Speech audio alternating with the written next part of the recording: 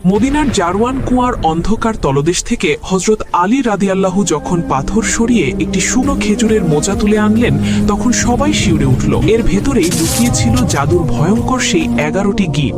নবীজি বেশ কিছুদিন ধরে প্রচন্ড অসুস্থ। জিব্রাইল আলাইহিস সালাম এসে জানালেন, ইয়া রাসূলুল্লাহ, লাবিদ নামের এক ইহুদি আপনার চুল ও চিরুনি সংগ্রহ করে কালো জাদু করেছে, আর সেই জাদুর জিনিসগুলো একটি শুকনো মোচার খোসায় ভরে কুয়ার পাথরের নিচে চাপা দিয়ে রেখেছে। দৃশ্যটি ভাবুন। আলী রাদিয়াল্লাহু সেই জাদুর উপকরণ নবীজির সামনে নিয়ে এলেন। মোচার ভেতরে ছিল একটি সুতা বা তন্তুতে 11টি শক্ত গিট। জিব্রাইল আলাইহিস সালামের নির্দেশে নবীজি সূরা ফালাক ও নাস পড়া শুরু করলেন। তিনি একটি করে আয়াত পড়ছেন, আর জাদুর সুতার একটি করে গিট আপনা আপনি খুলে যাচ্ছে। 11টি আয়াত পড়ার পর 11টি গিটই খুলে গেল। গিটগুলো খোলার সাথে সাথেই নবীজি এমন ভাবে সুস্থ হয়ে উঠলেন, হাদিসের ভাষায় যেন এতক্ষণ তাকে শক্ত রশি দিয়ে বেঁধে রাখা হয়েছিল, আর এখন তিনি মুক্ত। কোরআনের এই দুই সূরার সামনে পৃথিবীর কোনো জাদু টিকে পারেনি। জাদু ও শয়তানের ক্ষতি থেকে বাঁচতে সূরা ফালাক ও নাস বেশি করে পড়ুন। সঠিক ঘটনাগুলো জানতে চ্যানেলটি সাবস্ক্রাইব